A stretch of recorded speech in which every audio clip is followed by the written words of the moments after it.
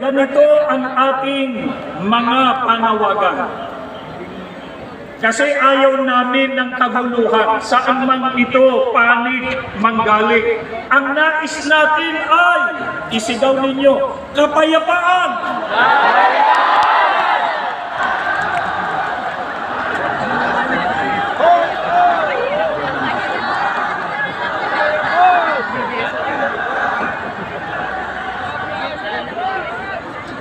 At kung may naging awayan, hindi po ba ang tama ay pagsikapang malunasan ito at magkasundo alang-alang sa bayan?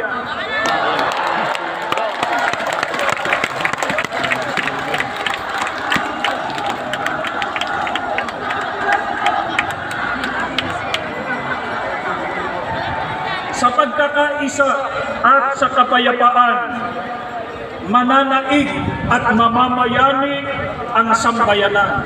Kaya sana maging mabuting halimbawa ang ating mga namumuno sa pamahalaan.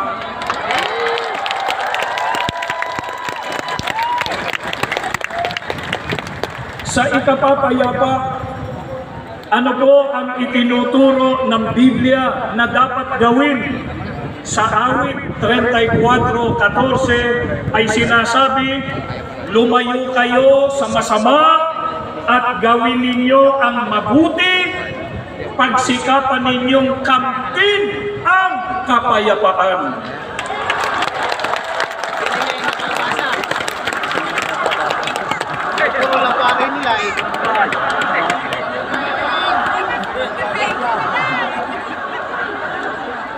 Ito po ang itinuturo ng ating Panginoon Diyos.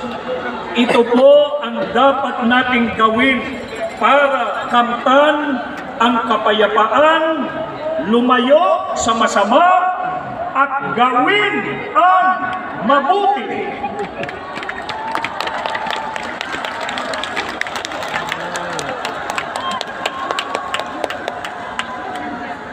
Ano po ang isa sa mga gawang mabuti na dapat gawin para sa ikapapayapa? Ayon pa rin sa pagtuturo ng Biblia, ipagpatuna ng isa't isa ang iba.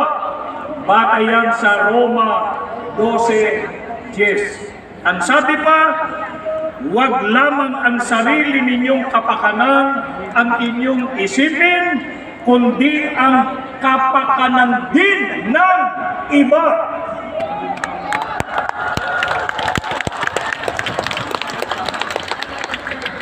Yan ay nakabatay sa unang Korinto sa 10:24.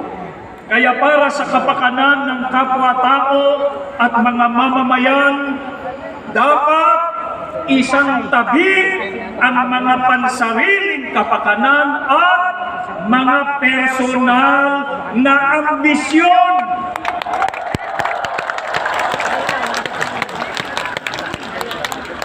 Alang-alang sa mahal nating bansa, dapat magkaisa.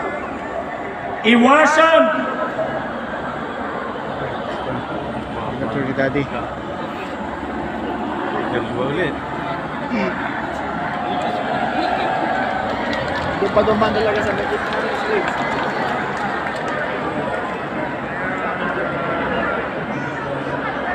Bibig ko.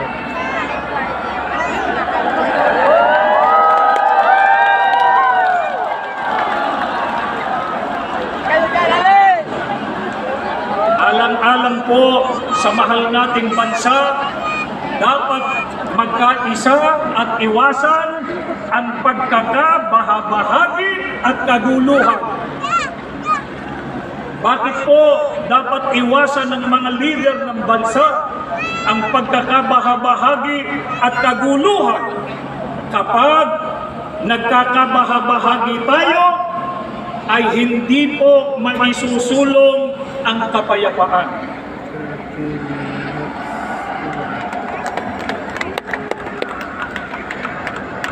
At kapag kaguluhan ang namayani, hindi po mahaharap ang paglutas sa mga problema ng bansa. Katulad ng pagtaas ng presyo ng bilihin, seguridad ng mga mamamayan sa mga tumitinding kalamidad, kakulangan sa hanap buhay, kriminalidad, insurgency, at marami pang iba. Ang mga ito'y nakapagpapalala lamang sa krisis pang-ekonomiya at nagpapabigat sa mabigat ng kalagayan ng pamumuhay ng karaniwang Pilipino.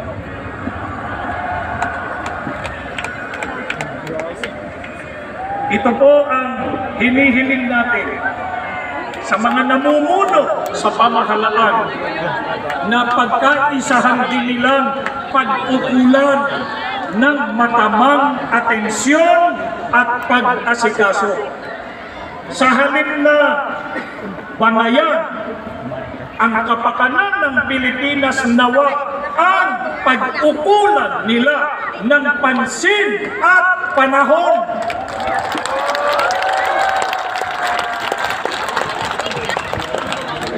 Kaya kahit matapos na